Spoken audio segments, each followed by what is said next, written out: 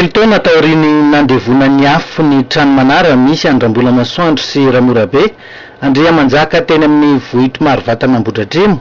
niverina ny orona ny trano manara ankehitriny. Teo amin'ny famorina ireo fitaovana entina andrafetana sy ny fanandrona ny andro mapety amin'ny fanorenana ary ny famatsim-bola avy amin'ny malala-tanana no nampihisatra ny asa araka ny angom-baovao. Nanolo-tanana tamin'izao ny fikambanana Tamana Taranakandriana Vaombomanga izay miara-misalaha amin'ny teratany Réunionnais.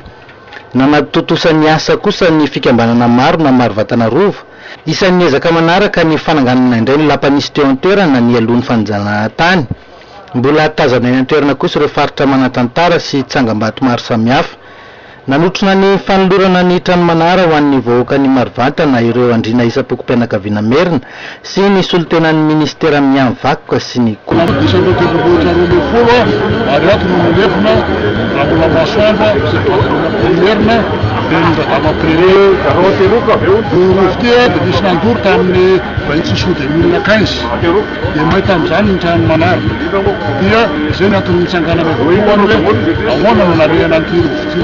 fokusaka tamin'ny ministera fiaza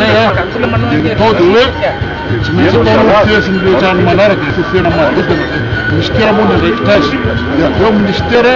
teny tamin'ny andra hoe tonga tsy zao teraka andriana Ambohimanga dia Madagasikara la réunion vonona anampinareo Ambohidratrimo amin'ny fanarenana ny rova dia fanatona moa zay zareo solitena sy ny région de la réunion zareo zany miantoka iray manontolo ny fanarenana zao rova samy manakasika amin'ny andro azy zao nanao amin'ny fananganan-tsainy zao tsy savinaraka moa avy nikavasina tao teo dia taloha nisy palais royal zany teto fa rotana izy tateo arivo le palais royal dia zay zany raha namanareo tamin'nytenenina teo hoe andao averina indray le palais royal fia Je l'avais dit dans mon discours, la région Réunion est honorée. On a pu participer à cette reconstruction. Cela tisse les liens entre nos deux peuples et prouve encore notre fraternité. Comme vous le savez, les Malgaches et Réunionnais étaient attachés à